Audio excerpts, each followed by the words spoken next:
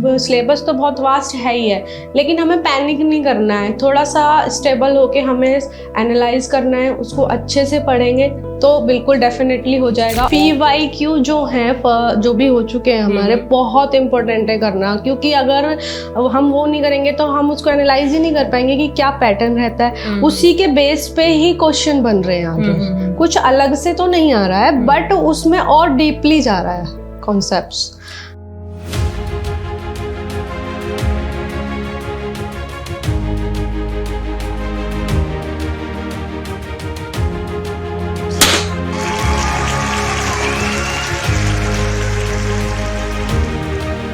हाय duly, स्वागत है आपका टेक्स्ट बुक सुपर कोचिंग के ऐप पे। और आपका नेट क्लियर हुआ है अभी का जो एग्जाम हुआ है, तो पहले तो आपको बहुत बहुत बधाई। और आप बताइए कैसा लग रहा है आपको नेट क्वालिफाई करके? Thank you so much ma'am, और मुझे बहुत अच्छा लग रहा है नेट क्वालिफाई करके, और उससे भी ज़्यादा अच्छा लग रहा है कि आपसे मिलके मैं बहुत खुश हूँ। That's so grateful to us. थोड़ा सा आप अपने बैकग्राउंड के बारे में बताइए। कहाँ से आपने ग्रेजुएशन किया है, कहाँ से आपने पीजी किया है? मैंने अपना ग्रेजुएशन दिल्ली यूनिवर्सिटी से किया है एंड मेरा पीजी इग्नू से हुआ है। देन मैंने प्रिपरेशन स्टार्ट की थी, पहले सेल्फ से स्टार्ट किया था, बट जैसे क्वेश्चन पेपर्स वगैरह देखे तो लगा कि सेल्फ नहीं हो पाएगा।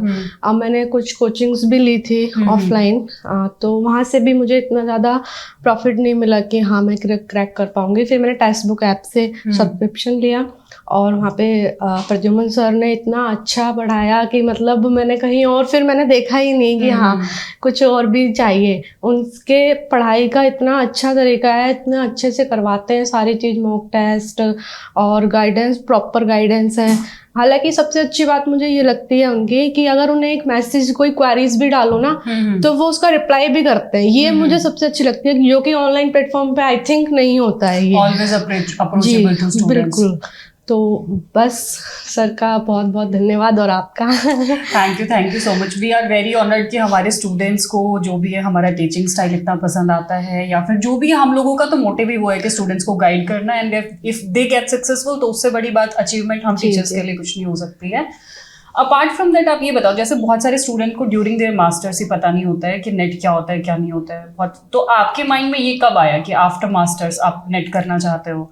तो वो एक आइडिया या वो इंस्पिरेशन आपको कहाँ से मिले? वो इंस्पिरेशन मैम ऐसा था, थोड़ा सा फ्रेंड सर्कल था कि सबका एक अलग एम था, तो मेरा भी था कि हाँ मुझे टीचिंग लाइन में मुझे जाना है।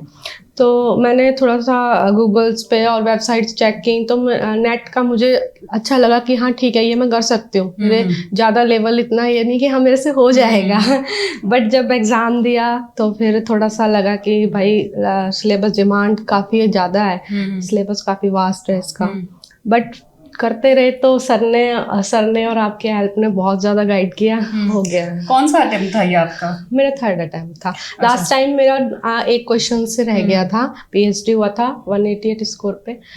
इस बार भी मेरा 214 स्कोर है, और आगे और मेहनत करूंगी तो मेरा JRF भी होगा। अच्छा, तो आप ये बताओ कि आपका जो फर्स्ट पेपर, मतलब फर्स्ट अटेम्प्ट जो दिया आपने, फर्स्ट दिया सेकंड दिया, तो उसमें कहाँ, कौन से सेक्शन में आपको ऐसा लगा कि कमी है, मुझे दोबारा से प्रिपेयर करने की जरूरत है, या कहाँ आप लैक कर रहे थे उसमें?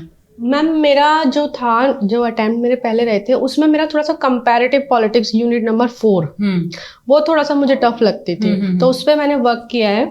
और अभी भी IR है, उसमें भी अभी वर्क करने की जरूरत है, क्योंकि IR से काफ़ी ज़्यादा क्वेरीज और आउट ऑफ बॉक्स क्वेश्चंस जा रहे हैं, तो उस पर वर्क करना है। एक्चुअली स्टूडेंट्स को लगता है कि out of the box questions जा रहे हैं आप लोगों को, but if there is a single word in your syllabus तो क्वेश्चंस कहीं ना कहीं उसी के अराउंड बन रहे होते हैं, बट वो हम स्टूडेंट, मतलब आप स्टूडेंट्स को लगता है कि पता नहीं कहाँ से क्या क्वेश्चंस आ गए क्या नहीं आ गया, हम क्योंकि उतना डीप नहीं प्रिपेयर करते हैं।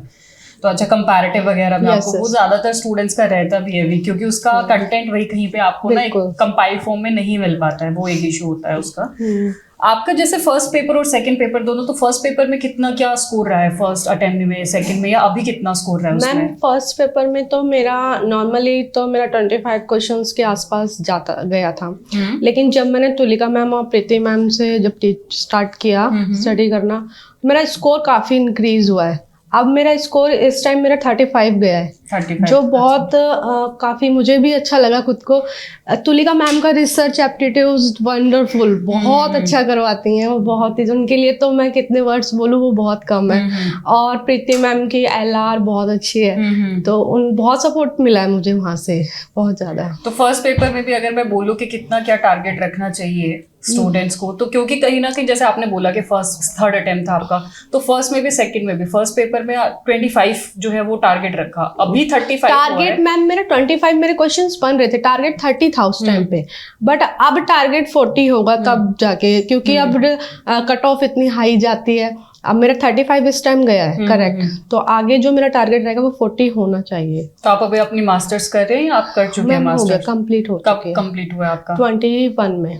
अच्छा, 21 में कंप्लीट हुआ है। तो अभी आप किसी और चीज की प्रिपरेशन कर रहे हैं और साथ में यूजीसी के साथ में? तो सोलली आपने जो है वो यूजीसी को टाइम दिया है, तब जाके that shows your hard work कि किस तरीके से आपने कंप्लीट पिछले 1-2 साल यूजीसी की प्रिपरेशन को दिया है, तब जाके हुआ है। टाइम मैनेजमेंट की अगर मैं बात करूँ तो किस तरीके से आपने अपना पेपर 1 और पेपर 2 को कितना क्या टाइम दिया? सबसे पहले तो टाइम मैनेजमेंट मोस्ट इम्पोर्टेंट, क्योंकि फर्स्ट पेपर का ही अपना एक अलग सिलेबस है, और सेकंड पेपर में भी 10 यूनिट्स, तो बहुत मुश्किल था। बट ये था कि कुछ यूनिट्स हैं जिनको हम अच्छे से कर सकते हैं। फर्स्ट पेपर में जैसे एनवायरनमेंट हो गया, टीचिंग हो गया, रिसर्च, ये both units are connected to each other, तो इनको मैंने एक साथ रखा। और इधर IR रीजनिंग, सॉरी IR नहीं, LR, और ये जो लॉजिक, ये रीजनिंग, मैथमेटिकल रीजनिंग, इनको थोड़ा सा ये टाइम देती थी कि 2-3 घंटे इसमें फर्स्ट पेपर में, फिर बाकी 3 घंटे सेकंड के लिए, तो इस तरीके से मैनेजमेंट, बट हो गया। तो उसको पेपर को एनालाइज करने में आपको लगता है कि डिफिकल्टी लेवल एग्जाम का बढ़ रहा है अभी कुछ? जी बिल्कुल। पिछले एग्जाम से कैसे क्या ऑब्जर्व किया आपने, क्या डिफिकल्टी लेवल बढ़ रहा है? मैम मुझे लग रहा है पेपर 1 का लेवल ज्यादा बढ़ रहा है, पेपर 1 में। पेपर 1 में मुझे एनवायरनमेंट और जो न्यूमेरिकल बेस्ड काफी होता जा रहा है, DI और मैथ्स आता है 10 मार्क्स का। हाँ, अच्छा, ठीक है। तो उसमें आपको लग रहा है कि वो थोड़ा सा डिफिकल्ट हाँ, उस पे अभी वर्क करना है। ठीक है, चलो। और आपकी अगर और मतलब टाइम मैनेजमेंट, तो ये हुआ कि पेपर 1 और आपने पेपर 2 को किस तरीके से टाइम दिया है? और मॉक टेस्ट से हेल्प मिलती है काफी ज्यादा, उसमें एक टाइम मैनेजमेंट हो जाता है कि पूरा आप मॉक टेस्ट लगाइए 3 घंटे का, और अच्छे से आप एनालाइज कर सकते हैं कि आप कहाँ पे लैग कर रहे हैं, तो उससे काफी ज्यादा हेल्प मिलती है। तो जब आप जैसे कह रहे हैं कि पेपर का डिफिकल्टी लेवल बढ़ रहा है, ये बढ़ रहा है, तो उसमें अगर उस कॉन्टेक्स्ट में मैं बात करूँ, तो अगर प्रीवियस ईयर जो क्वेश्चन पेपर होते हैं उनका एनालिसिस करना, उनकी प्रैक्टिस करना, वो कितना बेनिफिशियल हो सकता है स्टूडेंट्स के लिए या आपके लिए? आप अपनी जर्नी अगर बताओ कि आपने कितना प्रैक्टिस किया है उसको। PYQ जो है, जो भी हो चुके हैं हमारे, बहुत इंपॉर्टेंट है करना, क्योंकि अगर हम वो नहीं करेंगे तो हम उसको एनालाइज ही नहीं कर पाएंगे कि क्या पैटर्न रहता है। उसी के बेस पे ही क्वेश्चन बन रहे हैं आगे, कुछ अलग से तो नहीं आ रहा है, बट उसमें और डीपली जा रहा है कॉन्सेप्ट्स, तो वो बहुत मोस्ट इम्पोर्टेंट है। फर्स्ट या सेकंड अटेम्प्ट में आपने प्रीवियस ईयर क्वेश्चंस नहीं प्रैक्टिस किए? मैम किए थे, बट उतना ज्यादा टाइम मैनेजमेंट नहीं हो पाया था, और इस बार मैंने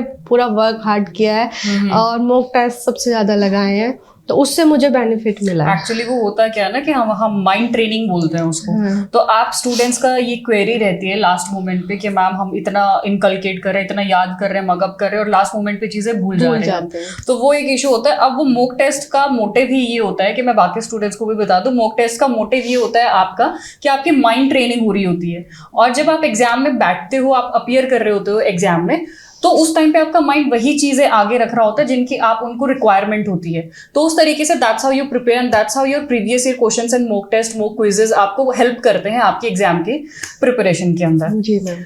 तो आप स्टूडेंट्स को जो अभी जून 2025 के एग्जाम के लिए प्रिपेयर करना चाहते हैं, हमारे स्टूडेंट्स को और क्या टिप्स ऐसे देना चाहेंगे कि अपने सबसे इंपॉर्टेंट तो जो वो मेंटली इनस्टेबल फील करते हैं स्टूडेंट्स, पैनिक कर जाते हैं, एंग्जाइटी होती है कि मैम याद नहीं हो रहा है, ये नहीं हो रहा है, ये एग्जाम आ रहा है मैम, ये, तो वो चीजें कहीं ना कहीं इफेक्ट करती हैं एग्जाम रिजल्ट को भी, आपकी परफॉर्मेंस को।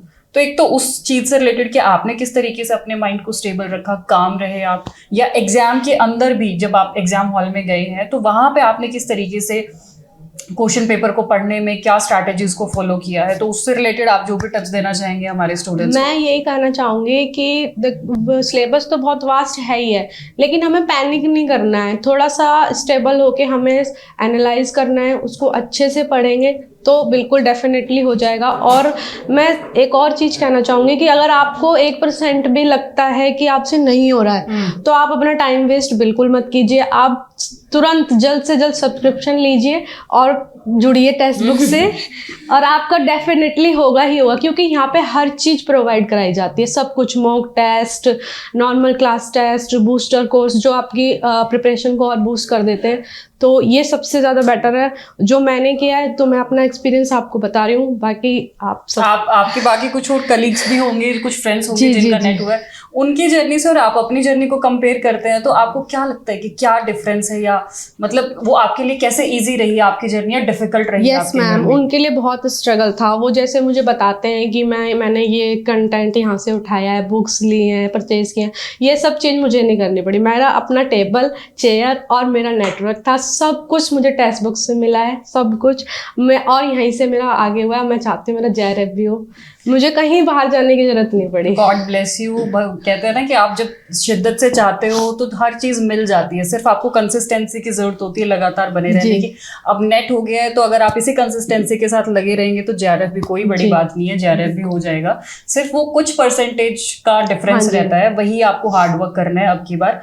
तो आपको वैसे तो ऑलरेडी सेट है सारी चीजें, क्या सिलेबस आता है क्या नहीं है, उसके बारे में तो एक्स्ट्रा मेहनत की जरूरत नहीं है, बस ये थोड़ा सा एक्स्ट्रा एफर्ट लगाना, और भगवान करे कि आगे भी आप जो है वो इसी चेयर पे हम JRF का इंटरव्यू ले रहे हो। बिल्कुल मेरा ड्रीम है मैं दोबारा आऊँ JRF लेके आऊँ। God bless you. आएगा। अब जो है वो आप अपनी सक्सेस का क्रेडिट अगर किसे देना चाहते हैं तो प्लेटफॉर्म इज योर्स। मैम, मेरे सक्सेस का क्रेडिट सबसे पहले तो text book super coaching team को है पूरा, और फिर मेरे फैमिली, मेरे फादर, मेरी सिस्टर, फ्रेंड्स भी हैं, तो इनके अलावा इनके सपोर्ट के बिना तो कुछ पॉसिबल था ही नहीं। चलिए, थैंक यू सो मच डोली। आप यहाँ पे जो है वो आए text book super coaching app पे स्टूडेंट्स। तो आपने देखा किस तरीके से डोली की जर्नी जो है वो 3 साल तक 2021 में उन्होंने मास्टर्स अपना क्लियर किया, and after that 3 years she consistently prepared for UGC net. और ये कंसिस्टेंसी है स्टूडेंट्स की। आप कभी भी ऐसा सोचे कि 1 महीना प्रिपेयर करके एंड देन यू लीव और आपका तब जो है वो एग्जाम क्लियर हो जाएगा, so that is not possible. आपको वो कंसिस्टेंसी के साथ प्रिपेयर करते रहना पड़ेगा, and that's the advice for my students as of now. Thank you. Thank you.